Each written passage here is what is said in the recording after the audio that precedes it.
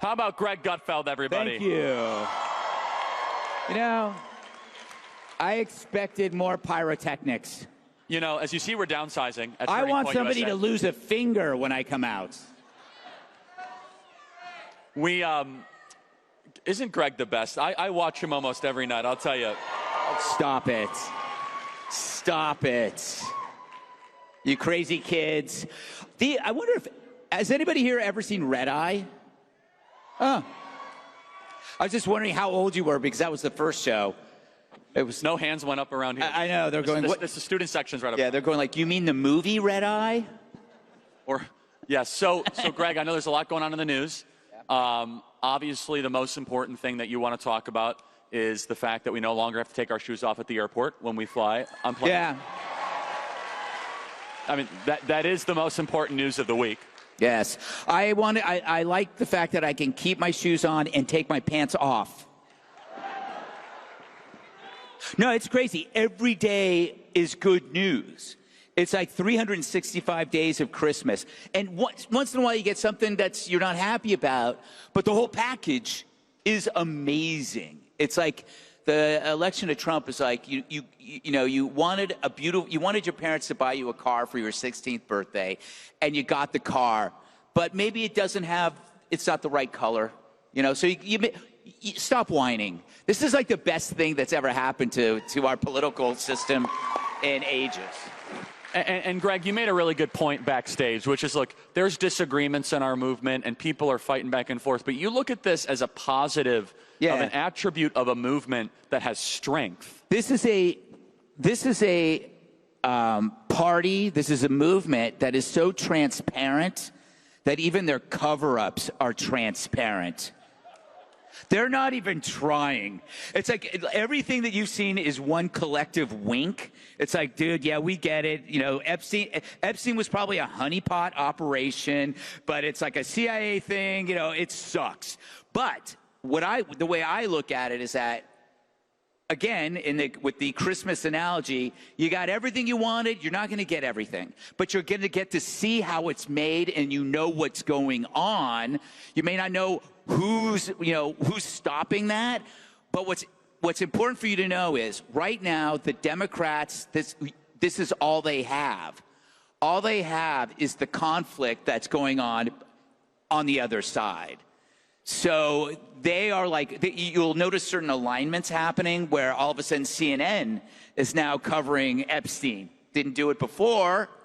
And you'll start seeing these liberal alignments because they want the fractions. They want people to break apart. You don't want to give them that. So even when there's certain things that are happening that are upsetting to you, you have to step back, look at the big picture. Don't lose sight of the changes that you're experiencing and how together, I have to take umbrage with Tucker Carlson. Go ahead. All right, whom I love. When he said that the getting boys out of girls' sports was an appetizer, well, hell, I could eat appetizers all day. That to me is a really big deal. And you got to understand, I was talking about the issue of transgenderism and boys and women's sports when people weren't talking about it. I was getting a lot of crap for it. People kept asking me, why do you keep bringing this up? Why do you keep bringing this up? And I say, because you compel me to. I don't want to think about this. This was never on my agenda. But the moment pronouns came out, I realized, wait, you're compelling me to think a certain way. And that's a line you can't cross. You may think it's a side issue, but the bigger issue is compelling you to obey. That was it. So the appetizer, you got to eat that appetizer to get to the main course. Or you can take all the appetizers and make a main course. That to me was probably the big issue for me. And it allows us to speak freely about one of the biggest delusions, one of the biggest hoaxes of our time, the idea that there are trans kids that you need to operate on, which 10 years from now, 20 years from now, there will be people that will be embarrassed to even admit they believed it. They will act like it never happened.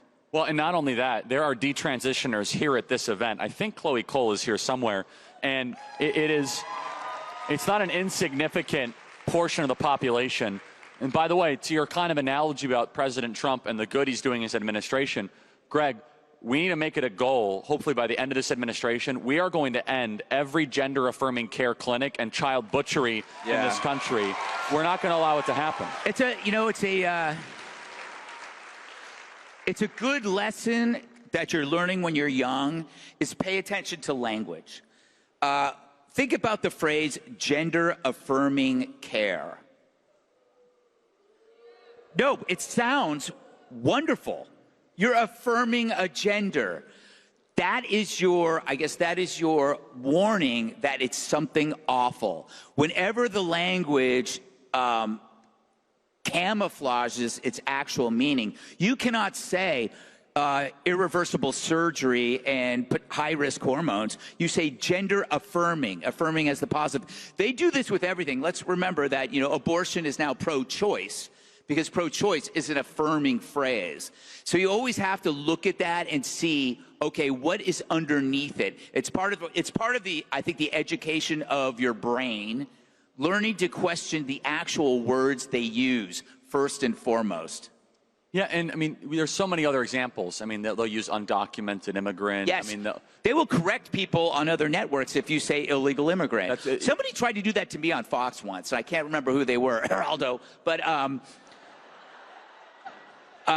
it is like, again, why? So it's almost like they can't tackle the issue, so they dance on the edge of the issue. And they use virtue signaling, bullying over semantics. Yes, like, exactly. You don't use my word, therefore you're a bad person. Yes. And by the way that we should talk about gender-affirming care, child castration and medieval butchery. How's that for language changes? Do you think we're getting better at language on the right? Well, I think the great thing is that we're no longer afraid of sharing the risk, and people like you, Charlie, and Trump, people have to be the tip of the spear. A lot of people were too, like, you take the issue like trans. You don't want to be bullied online by people if you say what you feel.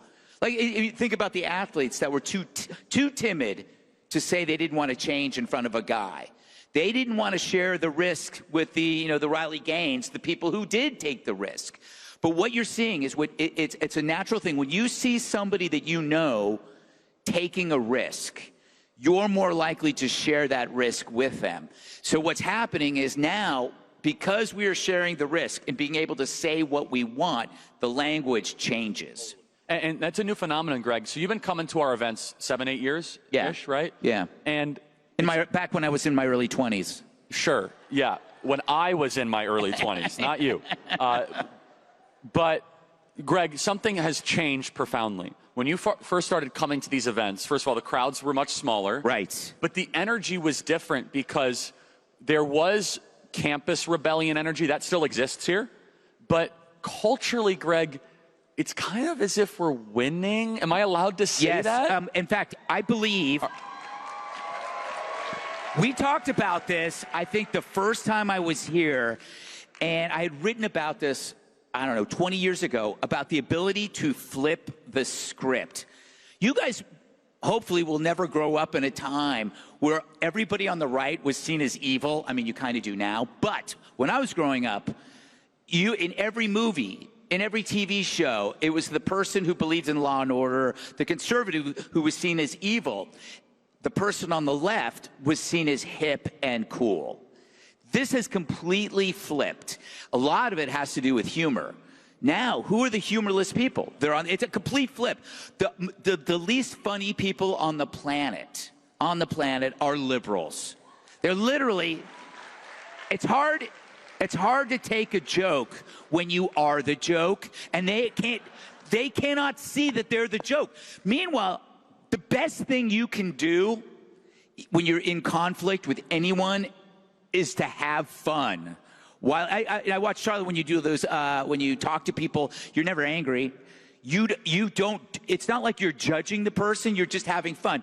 It's an example that a comparison I use with when fans of Obama talk about Obama, they talk about him in solemn terms, in serious terms. That's so true.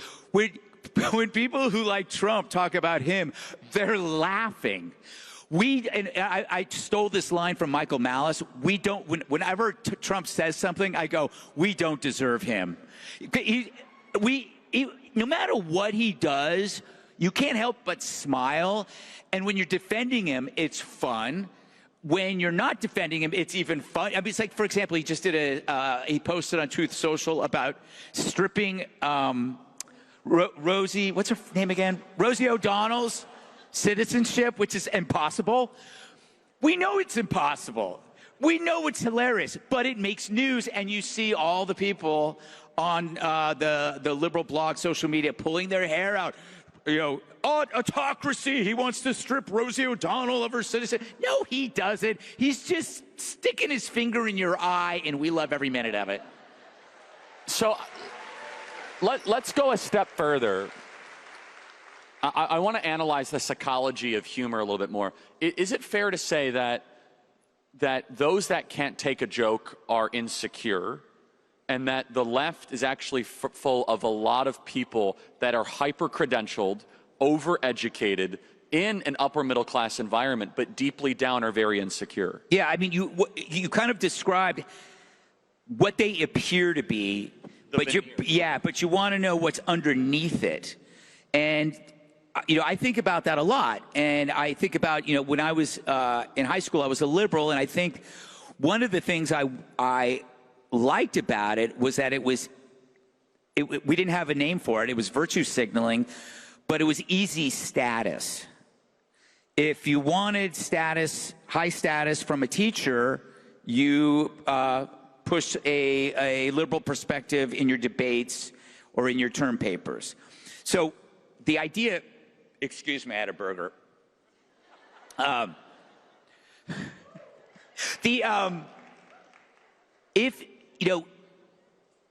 If what is important to you is status, I need to know that everybody around me likes me, then I will look at what is popular and I will echo that. That's how liberalism kind of works.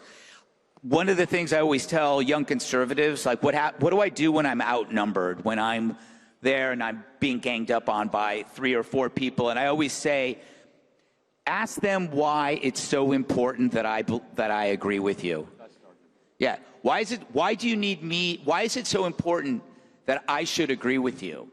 And then you might say, I think if you're looking for reassurance that you are right, I'm the wrong person. And it's a very simple way of, because they have to lead, they should ask themselves, why is it important that you agree with me? Because they themselves aren't sure. They are not sure. It goes to the insecurity. But it has to do with a desire to be cool, i.e. status.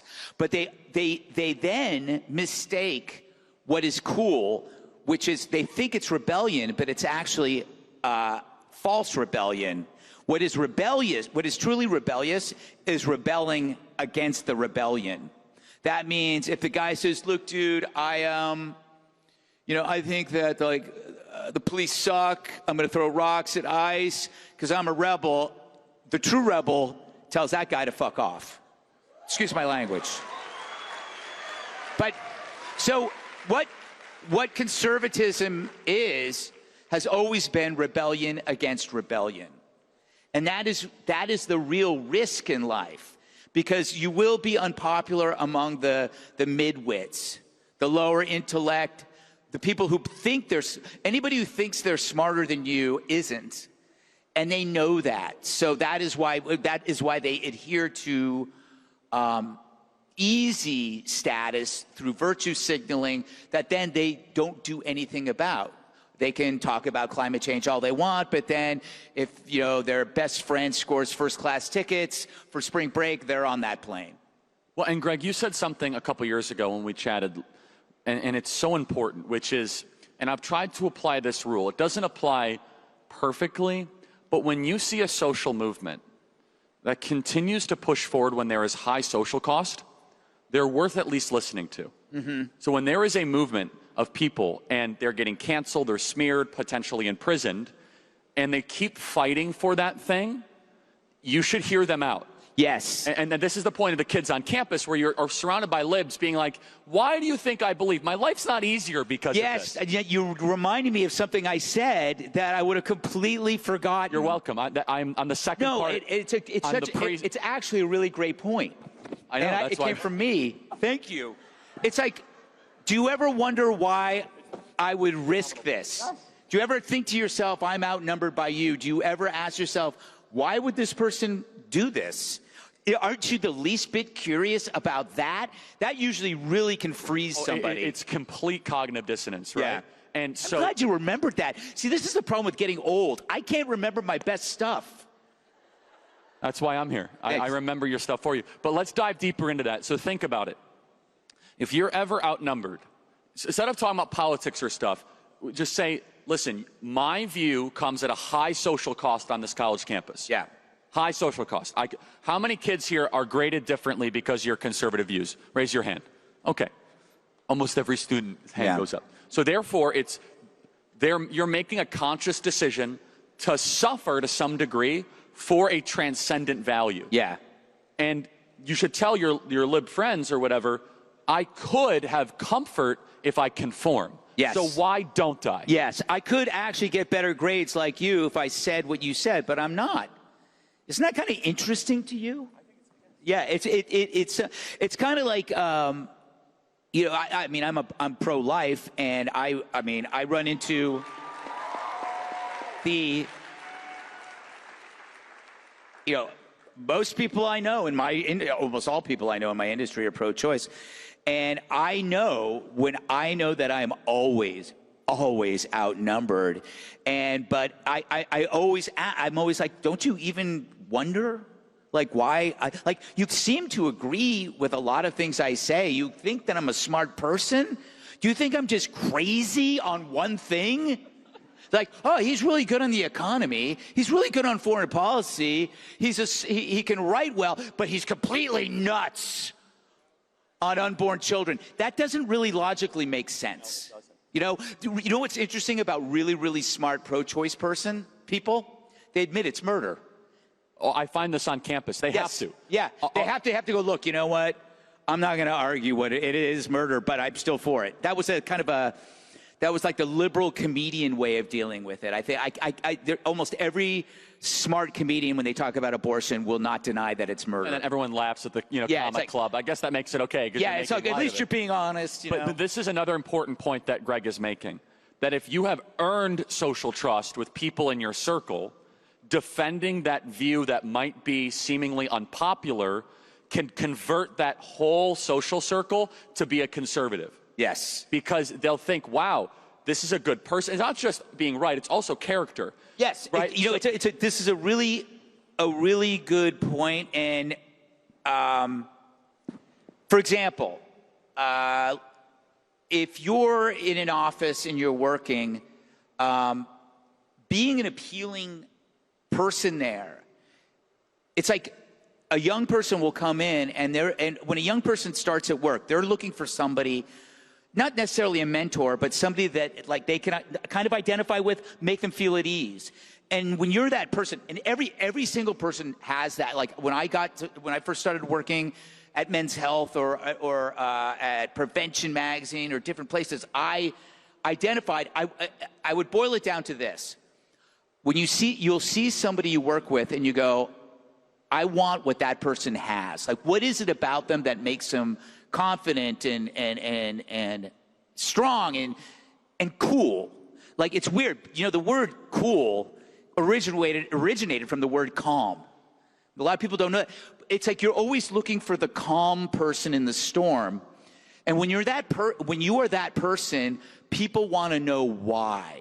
This is why being politically hysterical doesn't win followers. It's like, Charlie, if you're calm, people are interested. So, but getting back to the point about character, if somebody sees that everything that you're doing is working, and then they find out that you have an opinion that they detest, like the perfect thing is Trump. It's great when the most successful person in the group, they find out is a Trump supporter, and they go, "My God, you're an idiot." And he goes, "Yeah, I'm an idiot. Have you seen where I live? Have you seen my family?" So they have to like all of a sudden start reconfiguring the way they think. Did you see that HBO, the part of that show, White Lotus or something? Yes. There was like a 3-minute clip. I don't watch the show. Where they found out that the women found out that like their old friend who they love and they adore, all of a sudden she's like very quietly like doesn't say she didn't deny she voted for Trump. Yes. Yeah. And anyway, from a drama standpoint, it was so beautifully written. Yeah, it was nice, and it's like I think that they're coming to grips with the idea that they kind of like they went too far in the world of demonizing. You're making me think of something about like when like I've lost friends, people that you probably know, like people that I've worked with over Trump, and whenever somebody, and I'll see it in interviews, they'll ask, "What happened to Gutfeld?" And they go, "Oh man, he knew where his bread was buttered. Oh, it was his way to climb the ladder." It's like I watch people try to figure out why. Like, why do I support Trump without ever actually honestly asking why everybody does. It's like only I think the belief is only dumb people do, but when a smart person does it, it's because they're selling out. And what's so funny is if they stopped coping and started understanding, which is what I did, they would actually be in a better place. Yeah, remember, I knew Trump before he ran. I liked him. I did not support him when he ran in I'd say 2015, but a lot of it was a coping thing. It was a personal issue with me, and I suddenly realized what is going on here. I had a sunk cost that I'd already. When you express criticism for something over and over again, and you realize you might be wrong, you don't want to let go. It's the sunk cost. It's like being in a bad marriage or a bad relationship. You think about all that effort you put into it. So that made it hard to say. But what was great and what was wonderful is that when he won, I said, "Great, he's my president. Now I can start clean." And the reason why I was having issues with him was I fell into the trap of taking him literally, paying attention to words and not deeds. And then when he became president, it was like that. And I started using that as a mantra on my show.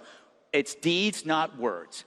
It's not about his tweets. It's about, is your life getting better? And that's what completely, that framework changed me. And it made me see that I had been obsessed with something so stupid that ended up I really liked, which are his tweets. and so the Trump phenomenon, I want to touch on two final things in our time remaining. The Democrats are trying to figure out what they're doing. I mean, look, Donald Trump controls the Democrat platform. He just has to do something. They do the opposite, right? So the Democrat platform is completely controlled by Donald Trump. Yes, exactly. No, they will do, if he told the Democrats, "Don't punch yourself in the face," they will start smacking they'll just break their own noses. You know what it is?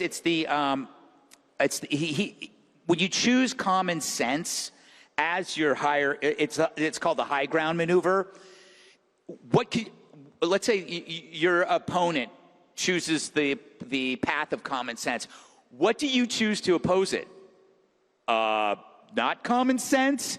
That's what they're doing. They don't, because there's nothing, if you choose, common sense is the higher ground, there's nothing around it to stand on. So you're stuck doing really stupid things. You're on every 80 or 90, 20, 10 issue, you're choosing the bad guy. You're choosing the Maryland dad, You're choosing gangs, you're choosing pot farmers, because you can't match it. That employ child labor. Yes. So, which I'm for, by the way. Those kids need to get strong. You know what I'm saying? It's underrated. Their little hands are really good with fixing watches. Clip that, please, and put that up there. Greg endorses child labor. Yes. Greg, you will get more clips from Media Matters than me in this conversation. So, because they're clipping. So, Greg, but you live in New York City. That is correct. And you are witnessing the rise of an attempt by the Democrats to figure themselves out. Yes. I'm obviously talking about Andrew Cuomo. Yeah. No, but so, Mamdani. Yeah, so, God, you guys just misunderstand the guy. You know, that's what the Dems are trying to do now. Whenever a new socialist comes up, they act like it's like, oh no, this is a better version. There's no such thing as a better version. It's like ChatGPT 4.0. Yes, it's going to keep getting better. Yeah, it's learning. That's not shit. That's shit 4.0. It's still shit. I got to use that for my show.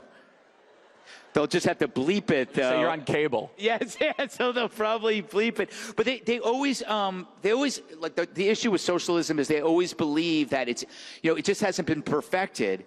Well, that was the whole point of capitalism. Capitalism doesn't have to be perfect to work. Exactly. The only way socialism can work is if it's perfect, and that's not possible. It's not possible. The thing that kills me is they keep talking about, you know, he's really hit the chord on affordability. You cannot find one example in history where socialism has made anything affordable. It's only made things awful and good things more scarce and therefore more expensive. So, well, on his grocery store plan, to his credit, I love that. I will say, New Yorkers will lose 15 pounds in like 6 months on his grocery store plan. I mean, there'll be no food. The only thing that can make the Department of Motor Vehicles worse is if they sold food. No, that's... I mean, get your number. Wait for 2 hours for bananas. I mean, I'm sure there are people here from like Pennsylvania or where you have ABC liquor stores. I never knew that growing up in the West Coast. Then I moved to Allentown, and I never seen a government-run liquor store, and they are depressing. I didn't know that. You would quit drinking. But do you know what I do encounter in New Jersey is basically pseudo-run gas stations. You have to have an attendant pump your gas. Oh, yes. Like, what is that? Like, when it's like the oldest regulation. You got to wait for the guy, and he's using the restroom. Like, I have to go. He's like, I think it's that law still exists. This is why I drive straight through Jersey. Quickly. I was going to say another thing about, the one thing people have to Zohran. The one thing that people are overlooking is that he says police officers should not respond to crime, that they should send people who are trained in it. So when you have a subway maniac who throws a woman in front of a train or one setting them on fire, you shouldn't send the police. You should send a social worker. I think that journalists should go find these social workers he's talking about. None exist. There's no social worker, no matter how liberal they are, will ever want to go down to the subway and address a maniac. And again, it's another case of a left-winger throwing women, literally in this case, under the bus. Under the subway. So Greg, in the couple minutes we have, there's two things. I do want to hit one of. I want to hit two things quick. I want you to give kind of a send-off for the college students at the end. But first, you're a new dad. Yes. Yeah. And I was joking backstage. He did have his first kid finally before Social Security hit. Yes, that was my goal. So I have a baby girl, 7 months old.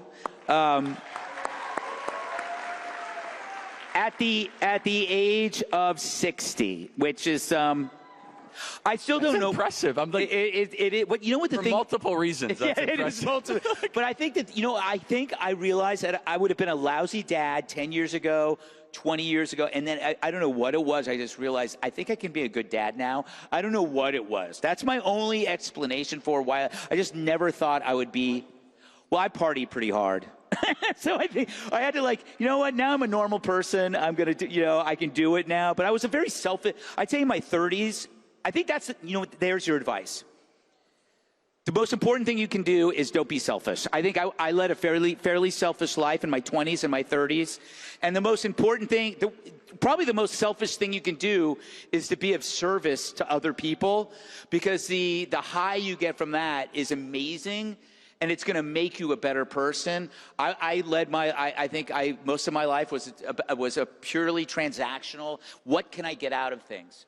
And I think that's why I think I felt like I've grown a lot in the last. Boy, I'm getting serious. Shut up, Greg. So let's go deeper, Greg. All right, Dr. Phil. How has it changed? Yeah, Greg? I have a doll here. I'd like to show you. Yes, exactly. But all kidding aside, I mean, has it given you more purpose to your life? Well, yeah, and I mean, you end up being a cliche. That's the thing. It's like the cliche is the person who says, my God, when I had a child, it changed my life. It's a cliche because it's true. It's what's called a transformational experience, which is like you don't know what it's like until you do it. And it's a shame because there's a lot of people who, terminate children without ever knowing that if they had the child, they would thank God they didn't listen to themselves. But that's, Well, and I'll say, Greg, I want to just say, we watch you. Thank you for standing for the unborn. The fight for pro-life is more important than ever. So truly. You got it. No, that's really big. Final thoughts, Greg. Final thoughts? Well, I think like the most important thing, and you're kind of already doing it, is to have fun. You're the fun generation. This isn't like, I didn't grow up with this. As a right-winger, I had to hide, and all the left-wingers were the cool kids. Now it's flipped. So enjoy the flip. Greg Gutfeld, everybody.